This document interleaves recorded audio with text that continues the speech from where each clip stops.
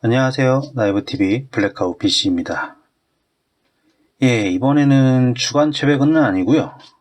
기본소득에 대한 이야기를 하려고 합니다. 이번 주에 저희 민주당에서 이제 전당대회를 통해서 새로운 당대표와 최고위원, 지도부를 이제 선출을 하고 있는 중인데요. 경기도에서는 기본소득 박람회 2021일이 있었습니다. 평소 같으면은 별로 거들떠보지 않겠지만, 이번에 그 28일과 29일 이틀 동안 그 기조연설 하시는 분들이 좀 무게감이 있는 분들이라서 제가 그 기조연설을 직접 한번 들어봤습니다. 첫날 기조연설은 2019년 노벨 경제학상을 수상한 아브이지트 바네르지 교수고요. 그 다음에 둘째 날 기조연설자는 조세프 스티글리츠 교수, 2001년에 노벨 경제학상을 수상했다고 합니다. 저는 처음에는 바네르지 교수는 작년에 저희 나이브TV에서 한번 방송을 했었죠. 폴 크루그먼 교수와 함께 다뤘는데요. 이분은 기본소득에 대해서 상당히 오픈마인드를 가지고 계시면서, 하지만 굉장히 실증적인 근거를 통해서 국가 상황에 맞게 기본소득을 하느냐 마느냐, 이런 식의 열린 그런 의견을 가지고 있었고요. 그 스티글리츠 교수에 대해서도 제가 기조연설을 듣기 전에 검색을 해보니까 기본소득에 대해서 역시 찬성을 하는 입장이긴 하지만 본인의 얘기로는 큰 지지자는 아니다. 이분 같은 경우는 이제 원래 주요 주장은 이제 고용을 보장해줘야 된다. 그래서 많은 사람들이 일자리를 통해서 소득 불균형을 줄여나가야 한다. 이런 말씀을 주장을 주로 하셨습니다. 좀 서론이 길었는데요. 그러면 이제 첫날 기조연설을 맡으신 아브이지트 바네르지 교수의 기조연설 내용부터 간단하게 정리를 해보겠습니다. 자, 아브이지트 교수가 말하는 일단 기본소득이란 모든 시민이 이제 기본적인 수준의 삶을 누릴 수 있도록 보장해주는 거고요. 그 다음에 자격에 관계없이, 그러니까 무조건적인 지급이 필요하다. 소득 수준에 따라서 받고 안 받고를 나누지 않고 모두가 받을 수 있게, 그리고 사람의 일생 동안 지속적으로, 그러니까 단발적으로 지급되는 게 아니라 지속적으로 지급되는 것을 기본소득이라고 정의를 했습니다. 그럼 왜 기본소득이 좋은가? 아니면 왜 기본소득이 필요한가겠죠? 좋은가라기보다는. 그래서 일단 도덕적 측면으로 모든 시민은 사회 구성원으로서 사회의 웰빙에 기여하고 있기 때문에 받아야 하고, 기본소득을 받을 자격이 있고, 그 다음에 직업과 무관하게 받을 수 있고, 또 한편으로는 복지 수혜자는 복지 수혜를 받지 않는 사람에 비해서 굴욕감을 가질 수도 있겠죠. 그래서 그런 부정적인 시선을 없앨 수 있다. 이런 것이 도덕적 측면으로 기본소득에 필요한 점 얘기를 했고요. 그 다음에 효율성 측면에서 수혜 대상, 즉 지급 대상을 선정하는데 오류를 제거할 수 있다. 그래서 왜 오류가 생기냐? 일단 데이터의 품질이겠죠. 그러니까 소득 데이터의 품질이 나쁘면은 지원 대상이 잘못 선정되는 경우가 있겠죠. 정말 받아야 될 사람인데 못 받는 경우, 또는 안 받아도 되는데 받는 경우, 이런 것들이 있을 거고요. 또 정부나 행정기관이 좀 부패했을 경우도 있겠죠. 그래서 대상자를 임의로 조작한다거나 그런 경우도 있고요. 그 다음에는 아까 이제 굴욕감 같은 걸 얘기를 했는데요. 대상자임에도 불구하고 마음이 안 내켜서 받는 것을 거부하는 사람들도 있고요. 또는 신청 절차가 복잡해서 거부하는 사람들도 있다고 합니다. 그래서 그런 것들을 모두가 다 받는 기본소득 시스템을 적용을 하면은 모두 받을 수 있고요. 그게 더 효율적으로 그러니까 지원을 할 수 있다는 그런 뜻이 되겠습니다. 그 다음에 이제 저소득층과 실업자 이런 일부 대상만 지급하는 경우에는 이제 수많은 저해 효과를 가져올 수 있다. 네, 이렇게 얘기를 합니다. 또 이제 덧붙이면 기본소득의 이제 잠재적인 장점은 기본소득을 지급함으로써 많은 사람들이 이제 투자의 기회를 얻을 수도 있고요. 또는 저축을 통해서 자산을 늘려나갈 수도 있고, 또 기본소득을 담보로 해서 소득이 규칙적으로 들어오니까요. 그것을 담보로 대출을 받아서 뭐 창업 같은 것도 할 수 있을 것이다. 그 다음에 총수요 효과, 즉 소비가 늘어나는 그런 효과도 있을 것이다. 이렇게 얘기를 합니다. 그럼 반대로 기본소득이 왜 안 되느냐? 바로 재정적인 부담. 재정적인 부담이 있기 때문에 그렇다. 하지만 이것은 다른 복지 프로그램을 중단하면은 기본소득에 필요한 비용이 상대적으로 덜 들어갈 수도 있다. 그러니까 예산 조정을 통해서 재정을 충당할 수 있다. 이런 뜻인 것 같습니다. 양은 GDP 규모의 한 10% 얘기를 하더라고요. 생각보다 근데 이거 GDP 10% 일단 한국에 적용하면은 만만치 않은 양인데요. 왜냐하면은 한국 GDP가 한 1,800조 정도 되니까요. 1,800조에서 이제 1,900조 바라보고 있죠. 거기에 10%면은 이제 못해도 180조가 되는데, 상당하죠. 상당한 규모입니다. 정말 많은 프로그램이 중단돼야지 한국에서는 감당할 수 있는 그런 것입니다. 또 많은 사람들이 기본소득을 반대하는 이유 중에 하나가 기본소득을 지급하게 되면은 많은 사람들이 나태해지고 방탕해진다. 이런 것을 예를 듭니다. 사실 이 부분을 바네르지 교수는 가장 많이 시간을 할애해서 반론을 합니다. 그러면서 아프리카 케냐의 기본소득 실험을 하고 있는데요. 그쪽에서 23,000명 대상으로 1인당 75센트를 지급해 준다고 합니다. 이 75센트가 굉장히 적어 보이지만 케냐에서는 이게 빈곤선 정도 해당된다고 합니다. 그래서 이 빈곤선을 넘게 해주는 거죠. 기본소득을 쥐어주면요. 그래서 이것을 앞으로 12년간, 현재 한 2년 정도 진행됐다고 하고요. 총 12년 계획으로 하고 있다고 합니다. 또 케냐는 인구의 20%가 이 빈곤선 이하의 소득을 가지고 굉장히 힘든 삶을 살고 있다고 합니다. 그래서 2년까지 진행된 현재 상황에서 보면은 이 기본소득을 받은 사람들이 게을러지지 않았고, 그 다음에 이제 소비 패턴이 개선됐는데요. 소비 패턴이 어떻게 개선됐냐? 받은 돈의 대부분을 사용한 곳이 일단은 식생활, 즉 식료품을 사는 데 사용이 되었고요. 그러니까 뭐 술 이런 거 사지 않았다는 얘기입니다. 그래서 식생활이 개선됐고, 그래서 가족들, 사람들이 좀 건강해졌죠. 네, 건강해졌고, 그리고 노동 공급이 받지 않은 사람들에 비해서 약간 증가했다고 합니다. 그리고 대출 증가는 나타나지 않았다고 합니다. 아직까지는요. 대출 증가 나타나지 않았고, 그러니까는 현재 이제 주어지는 기본소득을 가지고 삶을 개선하면서 잘 살아가고 있다. 그리고 노동 공급이 약간 증가했다. 이 부분은 얼마나 증가했는지 모르겠지만, 핀란드의 사례와 비슷하지 않을까 싶습니다. 핀란드에서 이제 실업수당을 대체하기 위해서 기본소득 실험을 했었죠. 이제 받은 사람과 원래의 이제 실업 프로그램을 통해서 이제 보조를 받았던 사람들 거의 차이가 없었죠. 그러니까는 적어도 이 기본소득식의 지원을 받는다고 해서 사람이 나태해진다고 볼 수는 없는 그런 증거가 되는 것 같습니다. 그리고 이와 비슷한 실험을 많은 나라들이 진행을 했는데요. 정부 자체에서 한 것은 아닐 겁니다. 정부 자체에서 하는 곳도 있고요.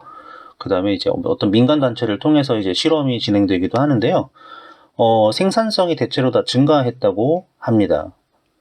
온두라스였나? 네, 온두라스가 조금 의외로 오히려 이제 지급받은 쪽이 더 생산성이 떨어지는 좀 약간 다른 나라에 비해서 다른 양상을 보인 그런 결과가 있었고요. 방글라데시, 에티오피아, 페루, 가나, 인도, 파키스탄의 사례에서는 대부분 생산성이 오히려 증가했다. 노동 생산성도 증가했고요. 그렇다고 합니다. 그리고 여기서 이제 또 중요한 부분은 이 UBI 실험에서 기본소득 실험에서 그 지급 대상이 보통 이제 하나의 마을을 선정을 해가지고 마을 전체에 지급을 하게 되는데요. 실제로는 이 마을에 부유한 사람이 없다고 합니다. 부유한 사람이 없고, 그러니까 한국으로 치면은 이재용 같은 사람, 네, 그런 사람은 없고요. 그래서 좀 더 문제없이 지급이 될 수도 있지만 여기서는 이제 빈곤층 포함을 해서 많은 중산층이 포함이 됐다고 합니다. 그래서 이제 기본소득을 통해서 뭔가 빈곤이 개선된다 라는 경제적인 좋은 측면이 있었다는 어떤 실제 증거들을 보여주었습니다.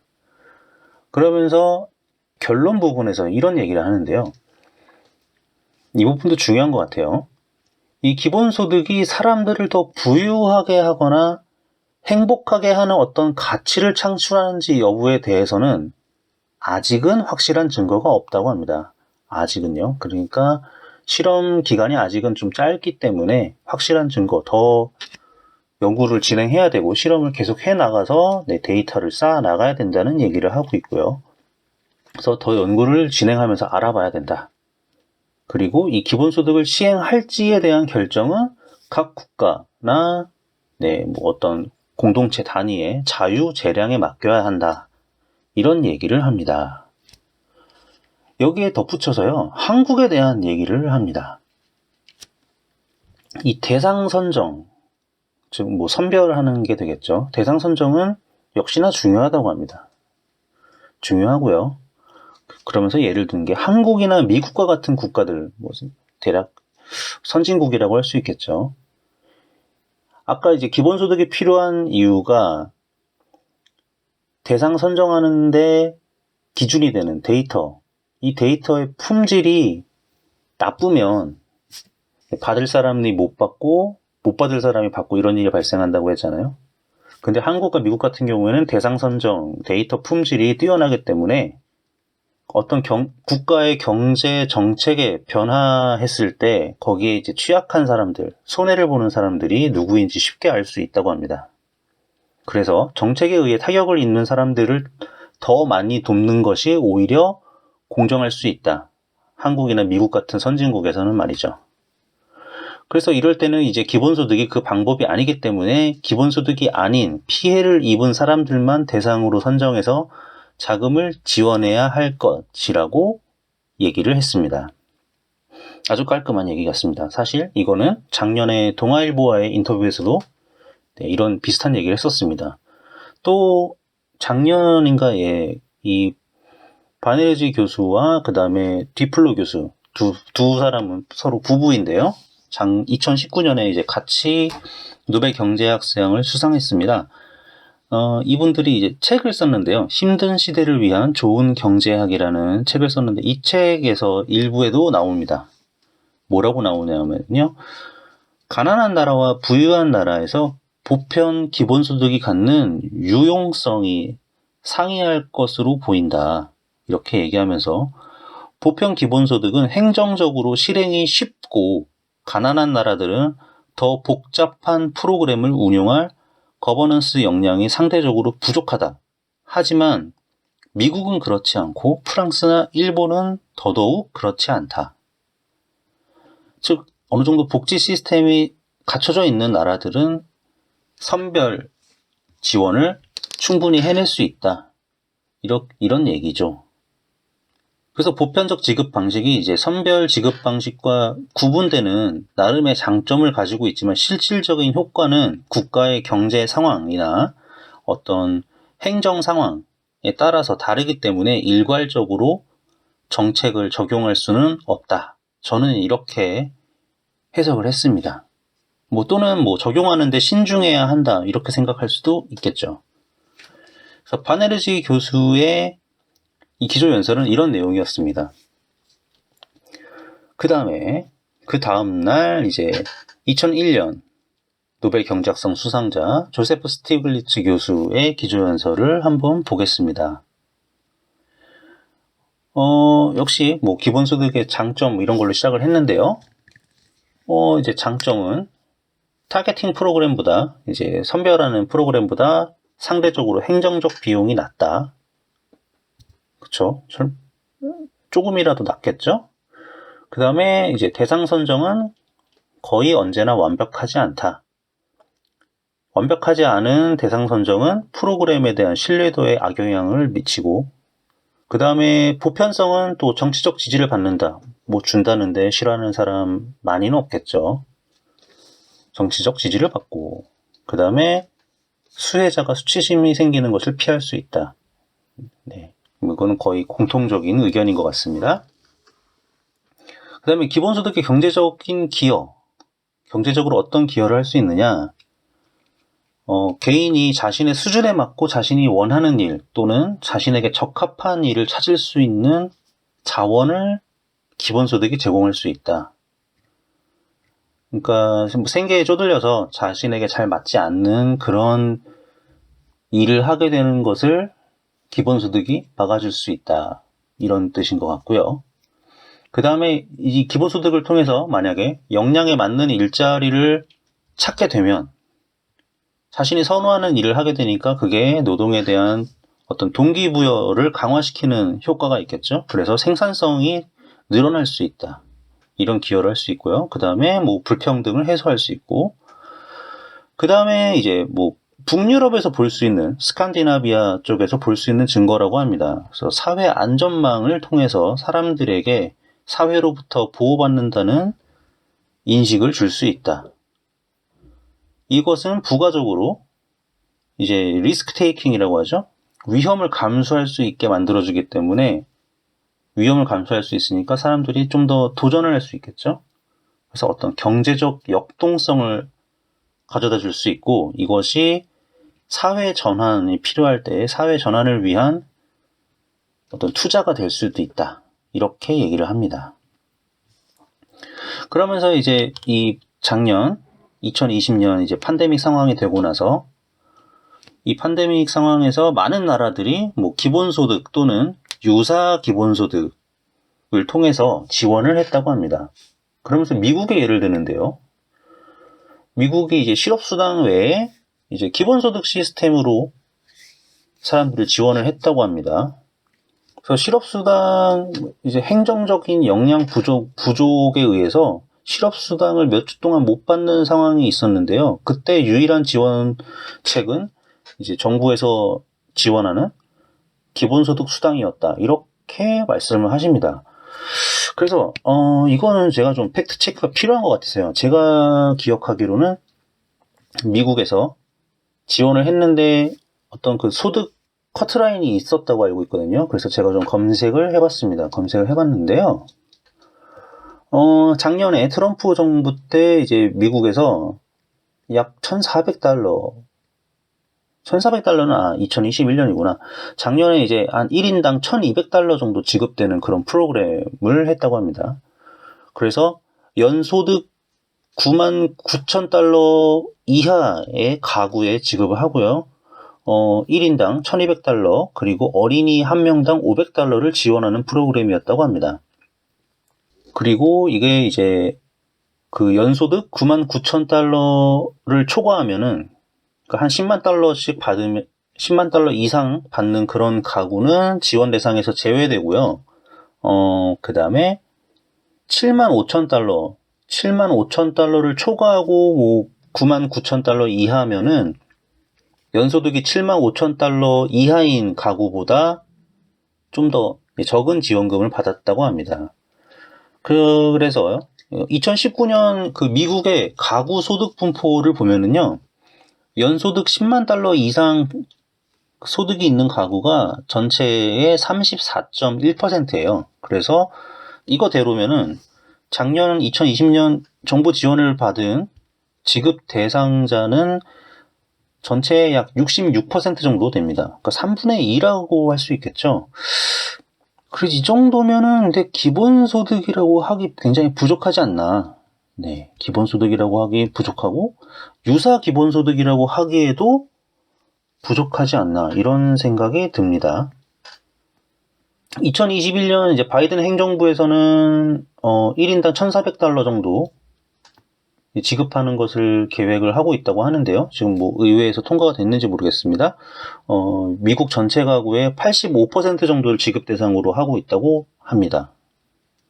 네, 그래서 다시 한번 정리하면은 이제 스티글리츠 교수는 많은 국가들이 기본소득 또는 유사 기본소득 지원 시스템을 통해서 이제 작년 코로나19 상황에서 이제 필요한 가구들에게 자금을 지원을 했는데 미국의 예를 들었어요. 근데 미국의 예가 기본소득이라고 하기에도 부족하고 저는 유사 기본소득이라고 부르기에도 부족하지 않나. 전체 3분의 2가 지급 대상이니까요.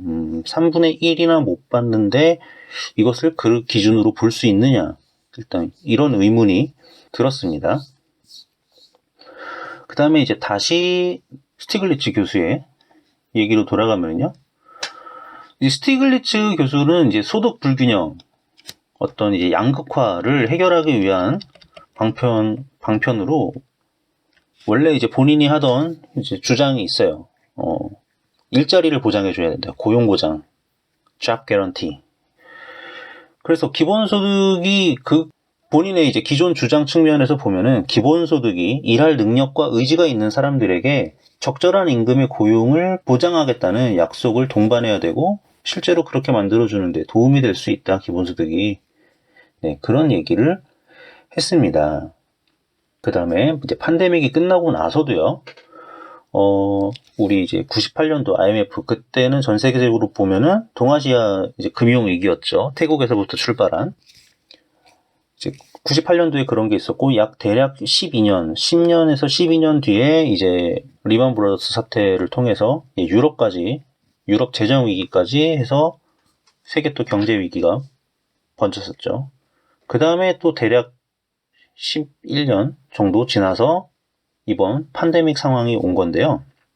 그래서 뭔가 주기적으로 계속 경제 위기가 찾아오고 있고 이 경제 위기는 사실은 또 정확하게는 언제 올지도 모릅니다. 언제 올지도 모르기 때문에 이 경제 위기를 대비하기 위해서 이런 기본소득 같은 시스템을 미리 준비하는 것이 피해를 줄이기 위해서 필요한 게 아니냐. 이제 이렇게 얘기를 합니다. 이 과정에서 경기도를 굉장히 칭찬을 합니다. 사실 한국을 칭찬한 거라고 볼 수도 저는 있다고 생각하는데요. 경기도를 칭찬을 하는데요.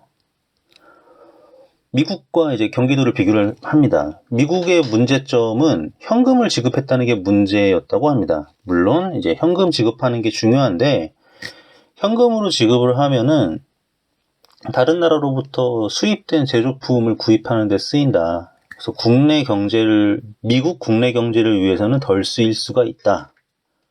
이렇게 얘기를 하더라고요. 그래서 경기도의 경우는 이제 한국의 경우죠. 이 지역 상품권을 통해서 사용처를 제한을 했죠. 그래서 한국 국내를 위해서 쓰였다고 하고, 그 다음에 카드를 사용했기 때문에 신속한 지급이 가능하게 됐다. 왜 이런 얘기를 했나 궁금했더니 그 설명을 들어보니까 미국은 이제 현금을 전달을 하는데 미국의 하위 계층 같은 경우는 은행 계좌를 아예 안 갖고 있는 사람들도 많고 또 이 빈곤층이 이제 소득세를 내지 못하기 때문에 미국 국세청에 정보가 없는 사람들도 많이 있어서 현금 지급이 신속하게 이루어지지 않는 그런 일이 있었다고 합니다. 그래서 이제 경기도의 경우 이렇게 카드로 지급을 한 게 굉장히 잘한 것 같다. 이렇게 얘기를 하는데요. 반대로 그 미국에서 만약 그 한국처럼 카드로 재난지원금을 지급했다고 하면은 현금으로 지급하는 미국보다 과연 빨랐을까? 이것은 그냥 미국과 한국의 행정력 자체의 차이가 아닐까, 이런 생각이 들었습니다. 저는 뭐 이거는 그냥 한국과 미국의 상황이 굉장히 다른 거 아닌가, 뭐 이렇게 생각이 듭니다. 한국은 기초생활보장제도도 있고요. 미국에 비해서는 여러 가지 어떤 복지 시스템이 갖춰져 있는 게 있었기 때문에 이런 게 가능하지 않았나. 꼭 카드라는 것이라서 이것이 가능했다, 이런 생각은 들지는 않습니다. 예를 들어서 뭐 지급을 지역 상품권이 아니라 온누리 상품권 모바일 지급 뭐 이런 식으로 했으면은 글쎄요, 비슷하지 않았을까. 근데 이제 지역 상품권이면은 이제 각각 지역의 그 지역 상품권 사용 가맹점, 이게 이제 온누리 상품권 사용 가능 매장보다 더 많을 수는 있으니까요. 네, 효과가 어땠을지 모르겠습니다. 그래서 이렇게 한국이, 경기도가 굉장히 뭔가 발전된 시스템을 가졌다. 좋은 시스템으로 빠른 지급을 했다. 이러면서 이런 식의 어떤 기술을 잘 접목시킨, 잘 설계된 기본소득이 앞으로 필요하다. 이제 이런 식의 얘기를 합니다. 이렇게 정리가 되는데요. 바네르지 교수에 비해서 뭐 제가 노벨 경제학상 수상자의 발표를 평가한다는 게 좀 굉장히 이상할 수도 있는데요. 그래도 제 머릿속에 떠오른 것들을 좀 정리를 하면은 이 말을 안 할 수는 없겠더라고요. 일단 한국과 미국의 상황 자체가 다른 것을 잘 모르시지 않나, 그런 생각이 들고요. 한국에서도 일단 뭐 지역 상품권으로 했다고 하지만 뭐 식당이나 이런 데 가면은 수입 제조품을 쓰지는 못하겠죠. 사지는 못하겠는데, 근데 편의점 같은 데 가면은 꼭 국내 것만 있나? 국내 물건만 있었던 건 아니니까요. 근데 뭐 대부분 뭐 경기도의 사례를 보면은 뭐 음식점 이런 곳에서 많이 쓰였으니까 사실 어떤 지역 경제, 꼭 경기도가 아니라도 한국 국내 경제를 위해서 쓰인 것이 더 많지 않았나, 이렇게 얘기는 할 수 있을 것 같습니다. 그리고 무엇보다도 그 기본소득의 장점을 얘기를 할 때 북유럽의 예를 든 것도 그렇고, 또 미국의 이제 재난지원금 지급 사례를 들은 부분도 그렇고, 기본소득이라고 할 수 없는 예를 들은 것이 좀 마음에 걸렸어요. 뭔가 좀 깔끔한 기준이 깔끔하지 않다, 이런 생각이 들었습니다. 그러니까 이 스티글리츠 교수의 발표를 들어보면은 어떤 복지 제도 자체가 있다 없다를 기준으로 하면은 오히려 이해를 하기 쉽지만, 관점을 조금 바꿔서 뭐 작년 우리 정부의 1차 재난지원금 지급을 100%로 할 것이냐, 뭐 하위 75%로 할 것이냐, 하위 50%로 할 것이냐, 뭐 이런 식으로 정해나가는 과정의 관점으로 보면은 훨씬 좀 초급 수준이다. 초급 수준의 기준을 갖고 설명했다. 그리고 너무 미국 기준이다. 미국은 뭐 대표적으로 복지제도가 좀 부족한 나라라고 알려져 있으니까요. 뭐 실업수당 같은 경우는 뭐 좀 잘 돼 있다고 하지만, 그래서 이 미국 기준을 과연 한국의 상황에 적용해서 뭐 이재명 지사의 주장처럼 한국이 기본소득을 뭐 선도해 나가야 된다, 이런 식의 주장을 할 수 있겠느냐 말이죠. 이런 부분이 마음에 걸렸습니다. 마음에 걸렸고, 현장에 있었으면은, 아니면 채팅이 가능했으면은 질문이라도 할 테. 해보고 있지만 뭐 특별히 질문하는 사람이나 뭐 그런 시간은 따로 없었던 것 같더라고요. 그냥 기조연설 하고 끝나고 그냥 다음 발표로 넘어갔고 그랬습니다. 이거를 뭐 언론들이 어떻게 스티글리츠 교수가 발표하고 나서는 어떻게 했는지 잘 모르겠네요. 한번 보겠습니다. 일단 뭐 첫날 바네르지 교수 발표하고 나서는 케냐에 대한 얘기만 좀 있었어요. 기본소득 실험 했더니 결과가 좋았다. 뭐 이런 식으로 케냐 기본소득 실험 이제 성공적으로 진행되고 있다. 이런 기사들이 좀 있었고요. 그 다음에 뭐 바네르지 교수가 한국은 선별 지원이 낮다. 이렇게 얘기한 부분은 쏙 빠져 있었고, 보니까 어제 날짜로 오마이뉴스에서 생중계를 했거든요.